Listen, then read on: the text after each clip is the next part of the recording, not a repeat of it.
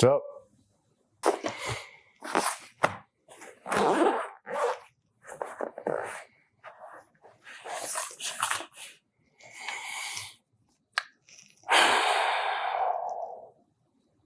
Well, I really never thought I would be this person.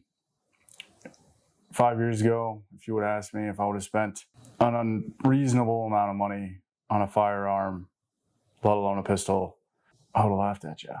But here we are. You want to know what the funny thing is? Old me would have been justified thinking that way.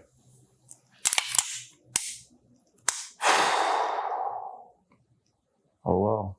So this isn't an Atlas review, but by the end of this, I do want to be able to communicate that buying one expensive or ridiculously expensive firearm has given me a little bit of appreciation for some of my cheaper guns, as well as made me worse with a few of them.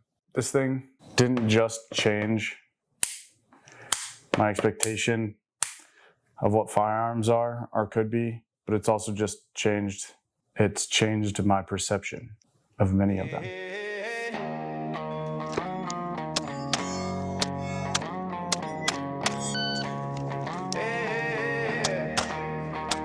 I woke up before the alarm went off, same ceiling fan, same hollow wall, shoes by the door.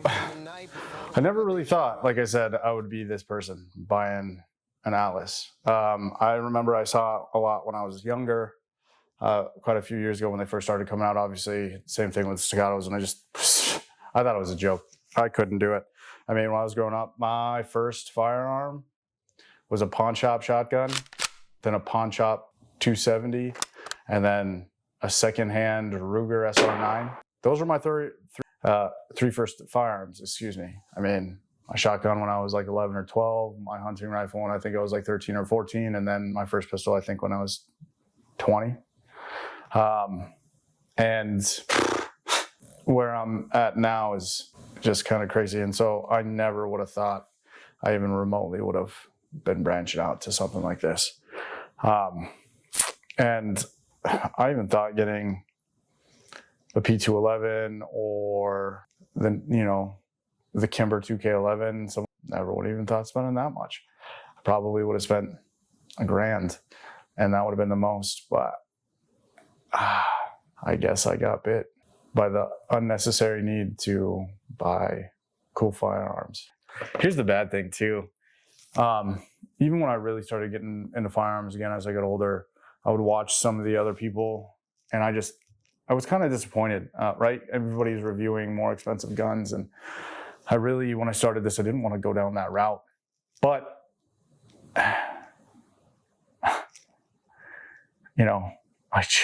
I really never wanted to go down that route because it was just so far out of my price range. And I just never thought there was any reason to get it. And still, even now, somewhat, there's a piece of inside me, maybe the financial advisor portion of me is like, that's stupid. I cannot believe I spent that money. But the child in me is ecstatic that this is what we spend our money on. And the dopamine hits when you buy them brand new. And I think that's the big thing too, is I never wanted to buy these for status. Each one of them that I've got, I wanted to progressively see what got better, how guns progressively got better as the price increased. And it definitely taught me a few things. And it never really dawned on me until I started competing. And again, I'm not saying that this is what I needed to compete. I probably would have been fine with my Glock 19 or getting a Glock 17 or even running my Canic Rival.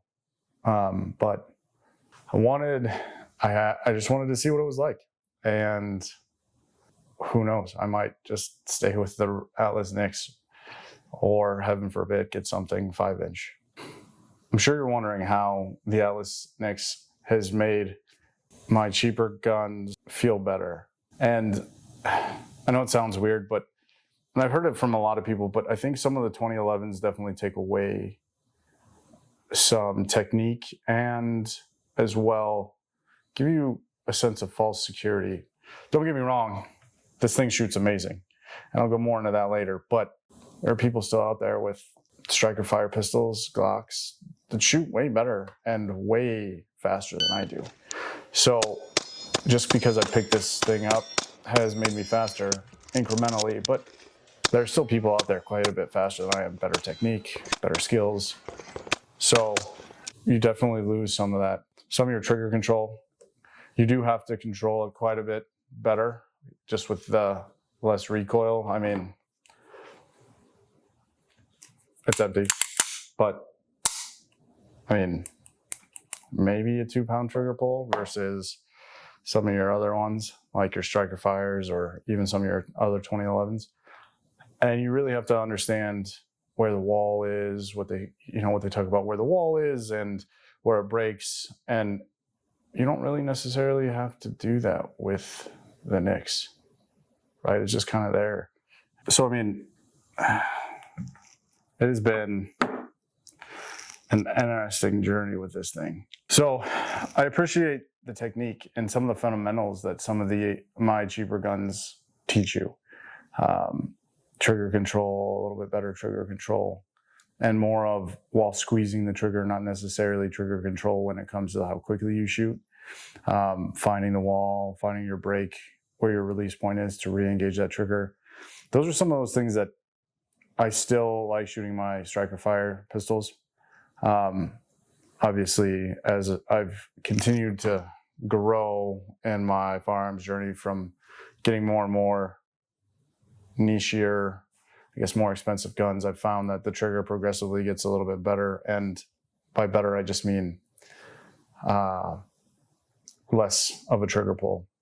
And I'm starting to get used to it. And so I have to remind myself of shooting some of my other ones like the Walter PDP or my Canic Rival or some of the other ones, is just to remind myself and we'll work on that trigger control.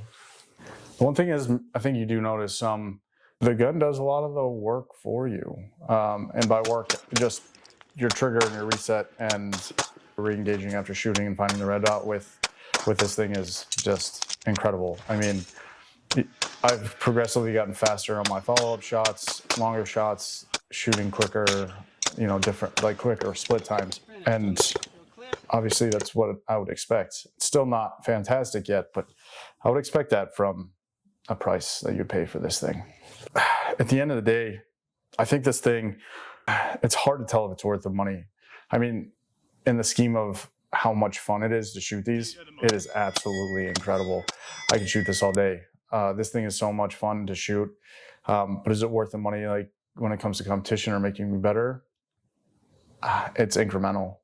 So it's getting there, but am I sacrificing some of the fundamentals when I use this versus like my polymer Walter PDP or even my steel frame rival Canic? So just kind of on the fence on it. Like I said, I wanted to be able to experience what it was like, what level of firearm you get for this price. I was curious. Obviously, it's kind of all the rage. All the big wigs kind of talk about Atlas and competition and how these are probably one of the better guns. And so I was curious. I'm actually trying to do something decent in competitions and really move someplace, and obviously falsely thought that maybe this would make me faster, which it did and it didn't. But I think as I've progressively gotten better, like different firearms, or I've gone up the echelon of what it is and more expensive guns, it's taught me like the cadence, I guess is the best way to explain it, of firearms. So as I shot the NYX, as I continue to go back to some of my other ones, I find some of the things that I actually really loved about some of the firearms that I had, like my P211.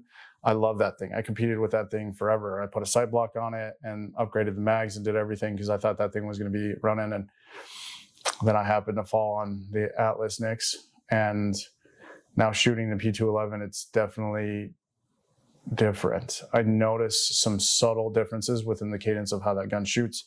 The same with my Canic Rival S9, that steel frame. I love that gun. It shot really straight for me. I was really good with it. I was better than my CZ Shadow 2 with that thing, and so I ran that in competitions. But even that now, there's little cadences that I've either continued to shoot this Atlas that's either made me not as good with the Canic or vice versa. And so it's just kind of taught me a little bit about each one of the other guns and some of the things that you notice subtle differences as you continue to grow in the echelon. And I know that sounds dumb, but I mean, you just kind of start telling the difference. Like I can feel the difference between the guns, and it's taught me a little bit about just the differences. And right when you hear some of the bigger content creators talk about some of these firearms and they say, why these are so bad, and you're like, I have one that's amazing. Like, I don't know what you're talking about. Well, now I do, because I've shot the Atlas NYX and some of those upper echelon guns, and you start seeing some of those things, and it's almost kind of unfair. You almost wish you didn't. I almost wish I didn't sometimes get this, because then I never would have, removed that blindfold. But then also, I have the Atlas NYX now, and it's a lot of fun. I just need to be a better marksman so that I can progressively use any of those at any point in time proficiently. It's kind of like when you get a super fancy sports car, Porsche, or whatever your favorite one is, and you test drive it, and you can just feel the difference between like the sports car, like your race sports car, versus just a generic sports car or whatever you drive now. You can tell, obviously, the subtle differences, and that's kind of how I chalk this up to the Atlas. It was something worth experiencing. Now, I'm not saying everybody go out and buy the Atlas or an Atlas or a Dark Forge or whatever else. I mean, if you want to, they're dope. I will say that. But I'm sure there's a bunch of people out there, and rightfully so, that'll comment that they can crush me with their anything. And I'm sure they will. Absolutely. I will not deny that, and I will not even put up a fight when it comes to something like that, because 100%. I mean, right? It doesn't really matter, the price tag. There's a buddy of mine shoots his Smith & Wesson MP 2.0 over faster than I shoot this right now. Hopefully that'll change soon. Any car gets you around, but I guess it just depends on how you like going. And so far, this thing has definitely spoiled me. Now, I think I put a few thousand rounds through this thing, and the Atlas NYX, it's a 4.25 barrel, and I'm just in awe of the recoil control that it has, the self recoil control, let's be honest. The ultralight trigger, I love the ambidextrous safety, and it's the fat thumb safety. It makes it really easy to pull out a holster, both inside and outside the waistband, and run cleanly. And its follow-up shots are fantastic. I had a buddy even try to tell me that he thought he liked the NYX better than my buddy's Apollo for a 4.25 barrel. And don't ask me why I got a 4.25 barrel. I just wanted to be different. I wanted the NYX, and I wanted to find something that was inside the waistband. Don't know if it was right or not. I mean, I literally got a Kimber 4.25, the Pro Royale, for the same reason. So I'm running both of those just for something different. And the true reason is that if my girlfriend actually gets in a competition, I'll probably lose the NYX. So I'll be running the Kimber. I think that's the biggest positive of the whole thing. Is I got the stamp of approval from the girlfriend. Who wouldn't complain about that? I'm not trying to sell you on buying a NYX. I just wanted to tell you what my experience is. And for a fun gun, this is totally worth it. For a competition gun, I'm faster, not the fastest. And this gun doesn't make my footwork any better. This gun doesn't make, my transitions smoother and cleaner, my reloads faster. Incrementally, it's made me better. And do I love shooting it? Absolutely. So yeah, 5 years ago, I would have laughed at myself spending the money on it. I probably could have bought another motorcycle. I could have got anything, but I chose to get this small piece of metal, but it's totally worth it. Not because everybody needed one, not because it's an insanely good pistol, and not because it makes you magically shoot better. But please, if you have any friends that have them, or if you see me at the range here in Arizona and you see me, come ask. I'd love for you to shoot it, because I can't even explain it. It's just, this is one of those, I'll show you, makes more sense than I'll tell you. And yes, unfortunately for me, it was worth every penny, and I probably won't sell it. And unfortunately for me, I'll probably end up buying some more similar in this fashion. But that's for another day. Leave me any comments. Let me know what you think. Hit the like and subscribe button, or don't. The next video, maybe we'll just go to the indoor range, and I'll see if I can find out if shooting in an indoor range can actually make me better. Because unfortunately, it's Arizona and there's a fire ban, and it's the only place to go right now. So, we'll see you guys next time. Later. Breaking you down in the base, spitting acid. I'm back in my zone, the top gun of the Maverick, like used elastics, bro. It's really not a stretch. These dudes is plastic, yo. They really not a threat. Looking chilly on the neck and out of pocket. I'm locked in. Presidential rollie, bust it down and give it drop kicks. Now let me pop off, make it look easy. I come through like, give me one reason that I can shut them down, switch up the season, freeze them.